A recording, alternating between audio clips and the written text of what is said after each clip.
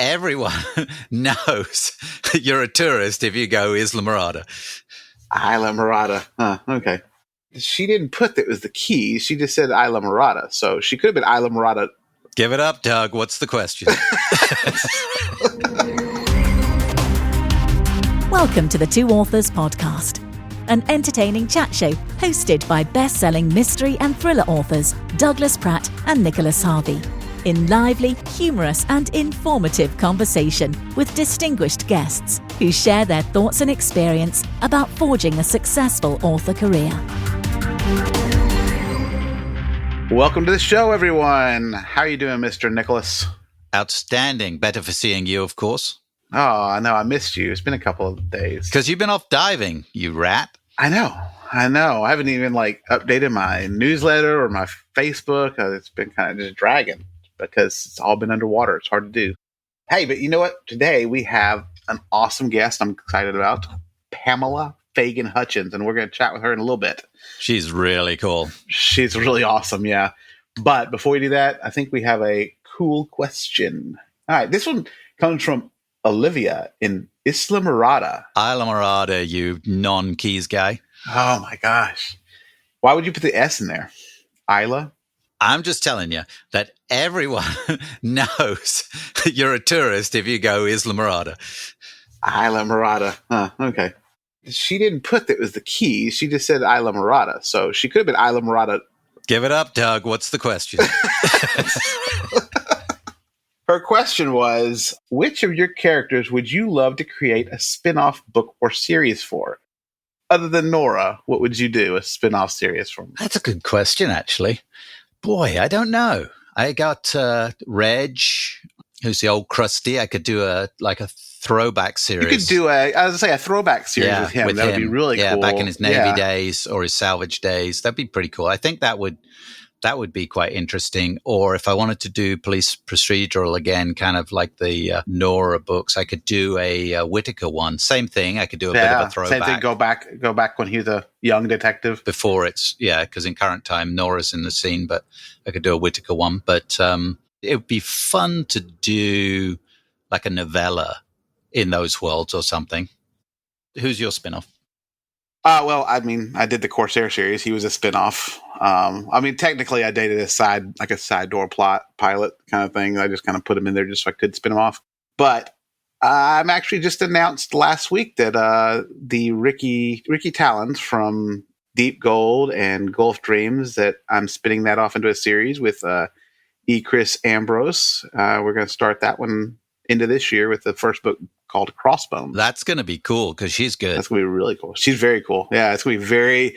She brings a lot of the historical... She does research, like serious research. I'm like a Wikipedia research, and she's already gotten like maps, next level books. She's next level, so it's going to be really cool. It's going to be exciting to do. I can't wait to see where we go with that one. But she's going to be exciting. It's going to be very much like a Lara Croft kind of adventure. So. We went quiet there because I'm just picturing Lara Croft. All right, moving on. Onto the interview, because we can't wait to get to talk to Pamela Fagan Hutchins, USA Today best-selling mystery author with a bunch of series, and her settings all over the place. From Wyoming, where she's based, to Texas, where she used to be, and down to the Caribbean, where she's also lived. So she's done it all. Let's get to the interview. Welcome to the show, Pamela. It's great to have you today. I really appreciate you guys having me here. So how did you get involved in this madness? It's writing is not your original career, is it? It's not even my second or third. I've bounced around a bit. I started as an attorney. I moved into human resources. I've been a private investigator, card carrying, which is fun at parties. But I got into writing in the third grade, and my third grade teacher told my parents I'd be a novelist someday. And I said, "Oh no, I want to read, not write." But in the end, she correctly predicted the future. And really, honestly, my husband, when I turned 40, said basically, "What do you want to be when you grow up?" And I said, "A novelist." And so he prompted me a lot from that point forward, and it seems to have stuck. Doug, when she said private investigator, did you immediately go, huh? I like.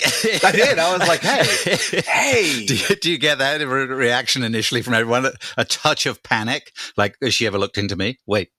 No. I was thinking more she needed a theme song, like Magnum PI, the whole thing, a big theme song to go with it or something. I do need a theme song. I need a theme song. That would be great at parties when you walk through the door. Just start playing the theme as you come through the door, an entrance. Get your husband on that. So you're Wyoming based when you're not gallivanting, and that's a big part of your stories. It is. I really have two things that drive what I write: place, and then the characters that somehow worm their way into the worlds that I write about. But what comes first is place. So when I first started writing, I was writing in the Caribbean because that's where I met and married my husband. And I had a lot of fondness for a big old house with a ghost there. And then we moved back to Wyoming where I'd lived as a kid. And the books, several series in a row now, have been there because it is truly where my heart is. So I'm fascinated by this, the series that you have, because first of all, it starts in the Caribbean with one character, and then the series moves protagonists and locations. So talk to us a little bit about how it started. You met your husband there. So where did you meet your husband, and where was this focused in the Caribbean? St. Croix in the U.S. Virgin Islands. He was born and raised there, and I moved there to work, and we worked together. So my best friend and my husband are from the Virgin Islands, and I spent years there. When I started writing, when, that you're 40 years old, what do you want to be when you grow up? That was what was on my mind and in my heart, was how magnificent and wonderful and romantic that had been. Plus, we had a house with a jumbie ghost, so that was fun too. So I started writing, and that became 3 books. And at that point in time, I liked doing 3 story arcs with a character within a setting. Even though I'm writing murder mystery, I'm very character and setting driven. And so I really think in terms of, like, if I write the first book, there's going to be 3. If I write the 4th book, there's going to be 6. If I write 7, there's going to be 9, because that's how my brain works on it. So I wrote the first 3, and then I spun the best friend off from the States and wrote 3 in my hometown where I grew up. Then I spun off another friend and wrote 3 where we were living, which was South Texas. My husband's in oil and gas, so we were stuck there. And then I went back to the Caribbean for another friend of the friend for 3, and then spun another character off and took her to Wyoming. And that was the start of Wyoming. It's when we had moved there. And that was the start of Wyoming. And so what I then had was this world where everyone lived in different places, but they knew each other, and they popped up in each other's stories. And I discovered that my readers really liked those Easter eggs. You'd be reading one book, and this character doesn't even really know the character from the first series, but their name pops up through a friend of a friend, or, they become to know them in their book. And that still is happening today. That's brilliant. So the reader's trying to guess who's going to be the character that spins off. Who's going to spin off and who's going to show up. So even right now with my last few series, I wrote a series in the 1970s. I wrote characters into that one to appear. I really wrote characters in specifically because I was writing a contemporary series and I wanted to have them in both. And so even with a 50-year age gap, or 40-year gap between the books, I was able to move those characters forward into what I wanted to use them for later. And I'm writing now for Bookouture. So nod to the UK over there, Nicholas, because I'm writing for a British publisher. And the books they had me write were completely different. They're police procedural, but Wyoming, but character driven, but serial killers and all that kind of stuff that I hadn't done before. And I'm Easter egging my characters from my other world, because Pamela has one world and her books have another world. There's only 2, my real world and the book's world. And so to me, everything that occurs in all the series is in one separate world, and it all has the opportunity at any given point in time to overlap. And they do.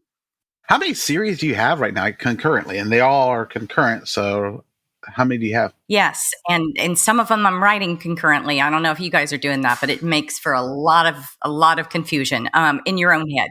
Not for the readers. They seem to get it.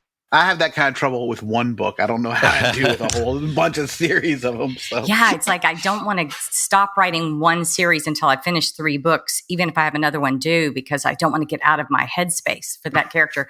But I have a super series that contains 5 series within it. So I think of it as 5 series, but they all interlap and interweave so much that they become a super series. Then I have the Patrick Flint series. That's 8 books set in the 1970s in Wyoming. And then I have the Detective Delaney Pace books in Wyoming, of which I'm on the 4th book to come out this fall. That's the one with Bookouture. And then I have a new series. I'm on the 2nd book starting next month. I'm starting writing it in April.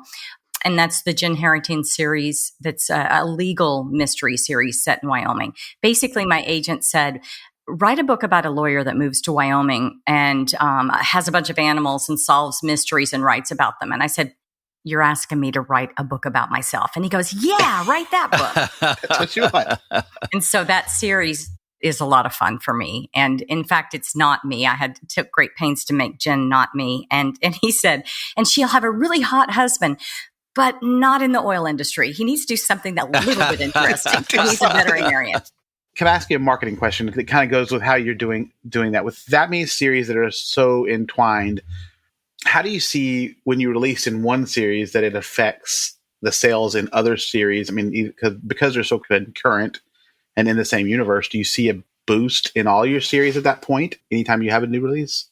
I do, but not as much as if I was, say, doing rapid release in one series. So ideally, if I was a really smart author, I would have said no to Bookouture. I would have kept doing what was working, and I would have continued to publish a book every 4 months or so in one series. Or even smarter, I would have written a few, held them back, and done a few, every 2 or 3 weeks. That I feel like does the most. But even when I said yes to Bookouture, I didn't publish any books at all for 2 years because they wanted me to write 3 books, do a rapid release, and I couldn't publish on a window on either side of that. So I had to hold back other books and wait until after. So I went through nearly a 2-year period of not releasing books. By the way, that makes no money, in case anybody's wondering out there. I mean, that is lose money territory. Even when you are already successful, have a name, selling tons of books, that's a quick way to lose money. But right before I said yes to that, I released, I'm trying to think, maybe it was number 7 in my Patrick Flint series within 3.5 weeks of when I published Bighorn, which is the first book in a new series, Jen Harrington. And the second of those 2 did the better because of the boost from the first. And then it pulled the other one up and it started doing better. And both of them did really, really well for a long time, but that just not long enough because eventually Amazon wants you to tickle the algorithms for them. But I was just curious because I've heard that if you release anything, it'll tickle it to some extent. And I just started my 2nd series that I currently write, but Nick's writing 2 series at the same time. So we were kind of curious how that would. I think a couple of things happen. One is that on the retailers, it gives you some, invisible boost that we can't, us peons don't really get to know what's happening, but it feels like it gives you a little bit of invisible boost. It also gives you something to say on social media and with your newsletter. And I'm a big believer of that in that newsletter and that direct connection, to your own list. It gives you something to remind them that maybe they didn't read the last book, or, it causes them to go back and fill in the gaps sometimes. Not everybody, but some of them. And interestingly, then what Bookouture wanted to do was take 3 books and release them all on the same day. Oh, really? Literally on the same day. I hated that. That's more than a rapid release. It's an instantaneous release. Which is why I went so long with no books out. I had to write 3 for them. Then they held them to the exact what they thought was the right day. I had the other books, but I had to leave a window on either side of their release. And so it was a big giant 5-book. When I would have been releasing 5 books every 4 months, instead we went into this holding pattern. And honestly, I like rapid release a lot. And by rapid, I mean every, let's call it month, a little tiny bit less than a month.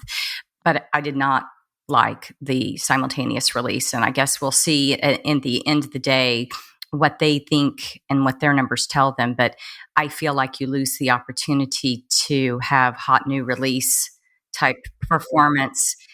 You're still piggybacking on the marketing efforts of books you've already released. It's not like you're spending new marketing money really on each of them, because even if you simultaneously release, you're going to market each of these books. You're going to go for all the promos, the discount promos and everything else. But I feel like with the algorithms, you're missing the opportunity to have each book extend the tail of the other, right? You know, you have one tail, if you will, for the new release. You have 30 days of hot new release territory for 3 books instead of 30 days, 30 days, 30 days. Anyway, that may not have made sense, but that's how I felt about it. It'll be interesting to see. I'll be watching closely because I'm starting a 3rd series and I've got 1 written in the bag, and I'm trying to decide what to write next because of the scheduling problem, right? So do I go to all 3 of my series, then releasing 1 every 9 months? Or do I focus on, when you're starting a new one, chances are it's not going to bring you in as much as the others, because although you like to wish your whole audience will come over, they don't to begin with, but it'll go bigger. Like my 2nd series is starting now to go bigger than my 1st series, although it's got 1/3 of the books in it. So what I should do is write more of those and backbone of the 1st series just a wee bit. But now with 3, I've screwed myself, Pamela. That's what I've done. I've screwed myself. And I have too. We are in the same boat, because you're right. You need a critical mass on those series to get people to invest in them. And I'll tell you, the Book of Chores theory was we want the binge reading in Kindle Unlimited. This was a Kindle Unlimited experiment. And none of the rest of my books are in Kindle Unlimited anymore. But that's where I am. It's like, do I just write 1 in each series a year because of having 4 or 5 series going at once? Or do I spend a year or 2 and focus on 1 and then go back to the others? Because it does seem to be that you need a couple of books at a time within a series to regain foothold in them. Like just a 1-book release in a series that hasn't had anything, for an indie. I'm not talking about somebody that's getting New York Times bestseller run, promo money put behind them for Simon and Schuster. But for someone that's indie, a couple of books really helps to revive a series more than 1 does. So it becomes strategically very challenging to decide what to do next, what to write next. Well, we have a date, because you're going to have to come back on in 6 to 12 months and let us know how it all goes. Okay, let's do that. All right, I have a question for you, because this is of great interest to me. So most of your protagonists are female, but you have one, Patrick Flint, that's a male. So what drove you to write as a male, and what has the challenges been? I was driven to it because my dad got cancer, and he was given 3 months to live. And by the way, spoiler, it's been 4 years. He's doing great. But at the time, we thought we were going to lose him very quickly. And I wanted to write a book, even if only he would ever see it. That was the type of book he would love to be the hero in. And I sat down with him and asked him, okay, Dad. And of course he's going, what the hell are you doing? I put aside 2 other books I was working on, 3 actually at the time, that I haven't ever gone back to. I will someday. But I said, who do you love to read? What's the style of the book? And he was like, well, I like Joe Piggott. I like C.J. Box. And I said, okay, so you want Dudley Do-Right. You want a good guy who's a little fumbly bumbly like you are, Dad, but he's smart and he's capable and he has a strong family, and murders keep falling into his life and he can't help but have to be involved and accidentally solve them. And he's like, yeah, with a hopeful ending. And he talked through exactly the kind of book he'd want to star in. So I took all our family stories and I made all the characters in the book us. The bratty teenage girl is me. The younger brother is my brother. The mom is my mom. And I wrote kind of allegorically, in the sense that Switchback was the story of a young girl who was kidnapped. And in the process of trying to save her, everyone in the family's endangered, and maybe the father most of all, and only working all together and really relying on his wife. Do they all come out okay? And allegorically, that's what I was trying to say about the cancer, right? And so I wrote that one. And then real quick, I rolled in and I wrote, these took me a month apiece. I was writing like the wind. And then they turned out kind of special. And we decided a few months later to release them. And by then, Dad was doing better. And people loved them. It's really been a success for me. And the challenge was less than one would expect, writing a different from yourself point of view, because it was someone I knew so well. It was my dad. And then when I took a step back and thought about, okay, in the books that I'm writing with multiple points of view, which is how I do all of them lately, no one's like me. Maybe one is. Maybe I identify with one most. And as a writer, you've got to be a student of character, a student of people, of human nature, or you have a cardboard cutout world where one vibrant main character resides within. You've got to be able to write all of the people, even the ones who are as different from you as they could possibly be. So anyway, that really launched me onto this soapbox or theory or whatever, that it's all about being able to write differently from you. That's where the growth is for an author, but that's where the most authenticity comes from, if you can do that well. What an amazing story. And thank goodness your dad is hanging in there and doing well. And there's no better incentive to write books than that. I have a quick sidebar question. I presume, do you put dedications in your book? Did you dedicate this to your dad? How many tears did you shed writing a dedication to your dad in the front of that book? Oh, so many. And it was so bad that I wrote this really long acknowledgement section about what drove the books, and I just reuse it for every book in the series because I can't keep re-examining that story. To me, they all start from the same place. But he's fun, and the books have been fun. Once he got the hang of it, he really enjoyed being Patrick Flint, and he enjoyed giving advice on the books and telling me whenever he thought I was being too hard on Patrick, or maybe it wasn't seeing Patrick the way, it was really funny. And in certain places, especially in Wyoming, people really enjoy these books and they know Patrick Flint by the name Patrick Flint. Well, we tell them, this is Patrick Flint when we drag my dad around. And he loves that. He loves people going, this is Patrick Flint. This is Patrick Flint. He's like, no, this is Peter Fagan. You should take him to book signings and everything. Yeah, right. Perfect. Here, meet the guy. I had him on the podcast and it was an hour-long show. And then we got done and it did really well. That episode did really well. And when it was done, he was like, well, we didn't even cover. And he's like, I need to come back on. There's so many more things to talk about. Dad, you're taking this way too. A side point on the character stuff you brought up. I think thinking about it, it's a great point, right? I think as writers, it's easier for us to write people we relate to and that we like. And it's easy to write people we do not relate to at all and dislike. So we've got this separation of the good and the bad, right? But there's all this vanilla stuff in the middle. That's probably the hardest thing to write. And the majority of the world lives in that space in the middle, right? Exactly. I mean, don't you find when you're writing and you're trying to breathe some life into a character that has some importance, but isn't the bad guy, isn't the good guy, isn't their posse, their close connections to either of them. And you've got to do their mannerisms and you've got to do their movement and think about how they sound and, what they like and don't like and how they'll react. That's so much harder because we're not as interested in them. But we have to get more interested in all those characters and think about them. And I really believe we have to not be scared to write differently from us. And I know that there's a school of thought that's appropriation to write characters that are different from us. But if I only write characters that are like me, that looks a lot more like a non-diverse world. It looks a lot more Absolutely. like less old white woman just writing old white women. And that's not interesting to anybody. So I'm really excited when I have readers that are diverse from me that enjoy my Wyoming books with a white family, right? A white Christian hetero family. And apologies if I use the wrong words for any of that. I'm just old white lady speaking about my life and my experience from my point of view. But how boring would that be? That's not what the world looks like. And if I can't dig a little deeper and try to figure out how to portray the world that really exists, then my books are going to be very narrowly focused and frankly, vanilla. Absolutely, yeah. That's very true. Yeah. Yeah. I mean, I think we have to kind of branch out too, and it's good for us as writers to practice that to get outside of our comfort zone sometimes. Now, here's an interesting side point to that.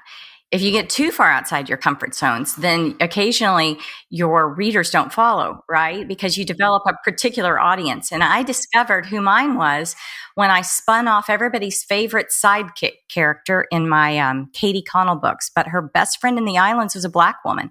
And everybody wanted more of her.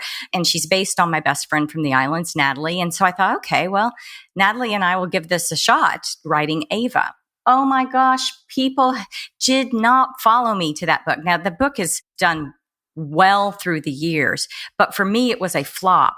And it was a flop because even though people loved her as a side character, it was not somebody the readers, related to as a protagonist, even though I did. My gosh, I love those books. But it was interesting. And I have one that the lead character is based on my cousin, whose dad is from Mexico and his mom's from Texas. And I wrote basically her as a protagonist. And that's my second least well-performing book, even though it's the one that won a Silver Falchion. It did really well. The characterization, the reviews are the best I've ever had. But my readers, it turned out, looked like someone 20 years older than me, but me. Right. And Yep. so they had a challenge following me. And that's very, very real. And so I try not to let that get in my head. You want to write things that sell, but you also want to stay true to what it is that interests you and what you want to write. And you certainly don't want to curb your authenticity for the sake of political correctness or pleasing readers. You want them to be happy, but writing to market. Writing to market can be challenging because what if the market just wants you to write people that look like you? That's not interesting and that's not the world. So sometimes I push readers away a little bit in that I refuse to completely do that, but I do know who they are. That's good. That's be proud of that. It's a good thing. Yeah, I was going to say, I think same time that helps, because oftentimes I think readers and we as people, and I was talking to my wife about this morning, we have a habit, and our habit is to do what we're comfortable with. And sometimes when you see the just casualness of that discomfort or just diversity in general, that it becomes a little more normal. And maybe people in Wyoming, I've actually never been to Wyoming, but if it's a lot of white people, I've loved to, it's on my list, but I mean, that kind of diversity isn't in everywhere. And some people don't realize that, get to certain areas, and it helps them see that and opens their mind in different ways. So. Yeah. In each book, I'll think to myself, here's where I'm going to push them outside their comfort zone.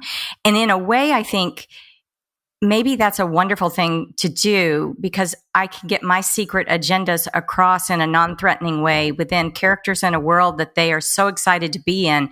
And I sneak in a little Pamela preaching without them ever realizing that that's what I've done. I had a series that was based in Texas, in my hometown, and I'm from Amarillo, Texas, for most of my childhood, it's fairly conservative Christian environment. And I went pretty hard at my upbringing in these books. And I thought, oh gosh, everybody's going to hate me, but I'm writing what I want to write. And she's moving back to her hometown. She doesn't fit in anymore. And there was a religious cult that were the bad guys in one of the books. And there was a immigrant child whose parents died that she tried to adopt. And you didn't realize how hard you were rooting for this little girl from Mexico to be adopted and stay in the U.S. until you got to the end of the books. But it was a statement that I was making, and people never realized I was making it because they loved the little girl. They wanted her to be okay. Yep. But I was making a statement, and I knew I was making a statement. You know what I mean? That's good. And so, you get the chance to do that with your audience when you have worlds that they want to be in. So that's kind of fun too. I want to jump back to something you said earlier about your newsletter. You have a huge newsletter. I think you said and you're very engaged with your readership. So what do you do to keep them engaged and get that kind of activity going with them? I consider social media it's a funnel, first of all.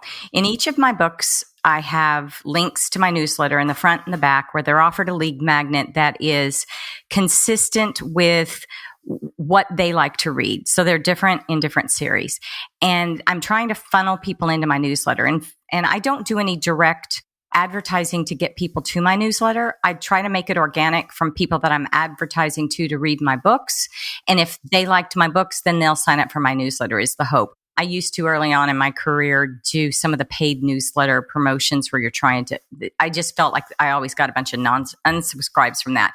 I've culled maybe as many people as I have in my list. I cull very frequently. I have 15,000 right now, but I know that I've cut at least that many over the years because I want people that if I ask them to do something, that they think of me like their book bub, that they will take action upon books, whether they're mine or somebody else's, because I ask them to. I don't think I'm really there yet, but that's what I'm trying to do. And I use social media in an experimental way to see what it is they want to engage on. so that when the time comes that I want to talk about my books, these are all people who feel connected to me, enjoy my sense of humor, like my adventure pictures, are obsessed with sled dogs, whatever it is, but they are ready to tolerate, if not embrace, when I talk about my books without unfollowing, because they want to see the nostalgic joke I'm going to post tomorrow, or they want to see whose books I'm going to be talking about besides mine. So I do a lot of promoting of other authors, the podcast. I do a series Sunday where I put somebody's series up. Tons of stuff. And I have 2 different promo groups where we each promote one author a month for a year and give that author's book away in our newsletter at the same time as someone else in the group is doing it for us. You're only giving out free books. You are only doing it once a month, so you're not flooding your readers with stuff. But it's a long game, a slow build to building your subscription and to finding other authors who are complementary to you, such that you're helping fill the gaps between when all your new releases come out. And you're trying to build even bigger super fans out of your own fans by giving them more of what they want. So it's a lot of different elements to what I'm trying to achieve. Facebook, I don't own, and I could lose it at any day, but I definitely do try to build that followership and the group and stuff, because I feel like that's where my readers go to socialize, because as I said, they're 20 years older than me, but they're basically mostly look like me. Although that's not true. I get a lot of guys too, because my books are pretty adventurous. My books are very adventurous.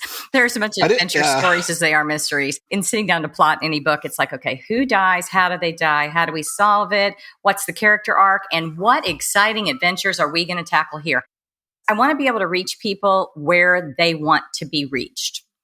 I think that's important. I think that's something that all new authors should be like. People who are like, I don't want to do Facebook and I don't want to do a newsletter. And I'm like, you're missing out on engagement. It doesn't have to be buy my book. And it shouldn't be. It should be more of an engagement and, hey, let me get you to talk. And right. For the last 18 months, I've gotten notifications from Facebook, not every day, well, nearly every day, that says your engagement is up, your engagement is up, your engagement is up, your engagement is up. And it's because I'm purposely putting things people want to talk about that are either related to books or related to the settings of my books or related to the period those readers can relate to. I've learned their sense of humor. I've learned what the people that read my books want to talk about. And so I talk to them about that. And that means they think that I'm smart and funny.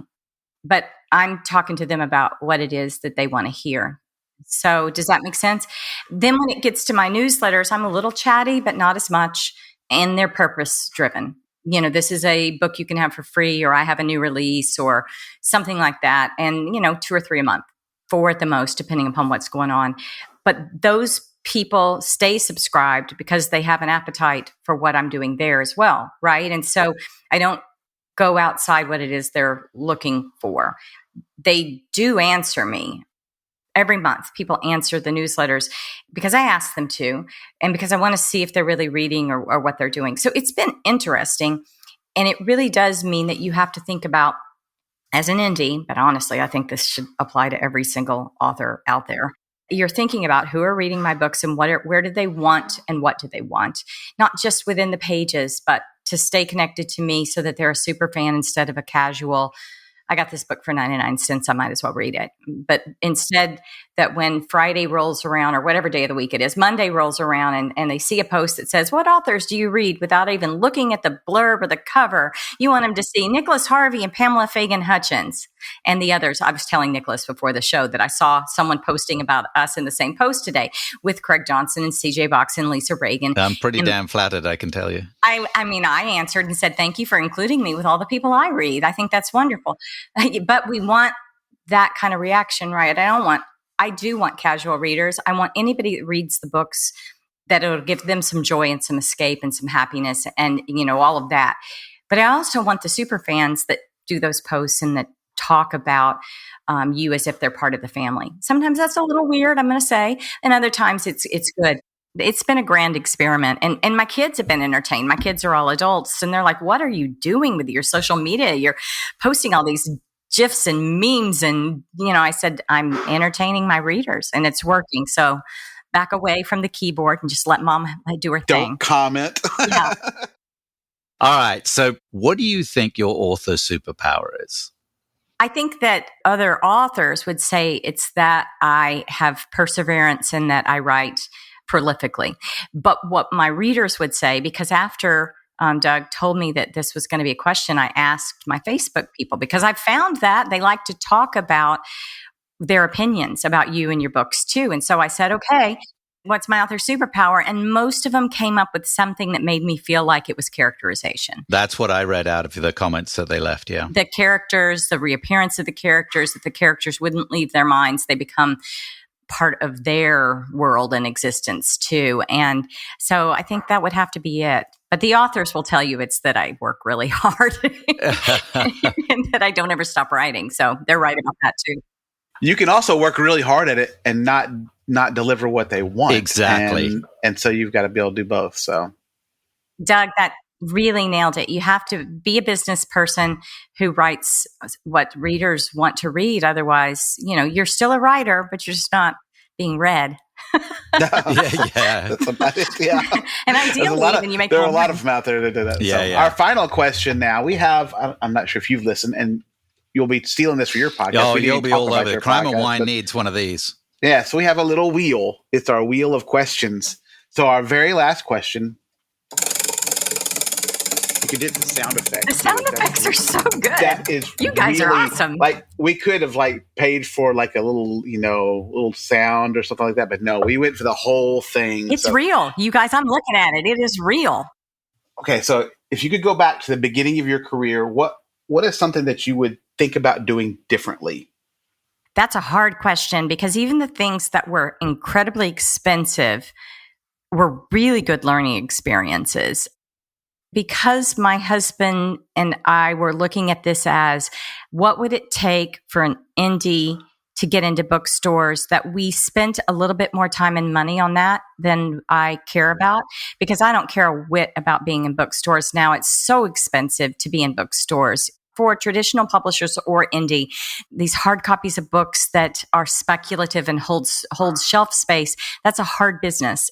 And I think we spent a lot of time and attention on that, because that was the traditional idea of what looked like success, was having your books in bookstores and having people queue up to come talk to you. And those things are wonderful. I still am a big believer in book events, and I love supporting bookstores that I can by consignment, but I no longer give a fig about being in bookstores. And I've made all my books through Lightning Source and Ingram unreturnable, because I'm just not going to play the game of getting the hit of those returns. Right. Great. This has been brilliant, Pamela. This was so much fun. Thanks for having me, guys. Thank you for coming. Great. Pamela. You've been wonderful.